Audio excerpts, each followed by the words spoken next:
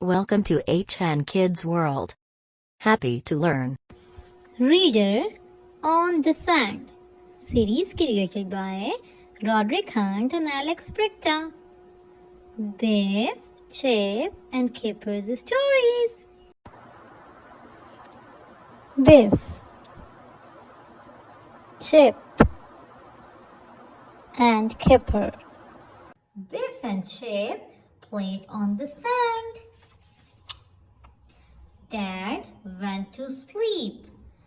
Biff and Chip put sand on Dad. They made a sand castle. They put Dad's hat on top. They went to get an ice cream. Yummy. Dad was still asleep. Chip looked at the donkeys. Biff looked at the boat.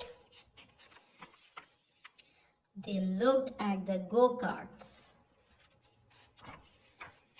They looked at Dad's hat. Oh no, said Biff. Dad was hiding. Biff was cross. The hat was on a stick.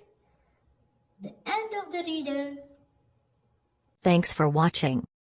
Don't forget to like and subscribe our channel.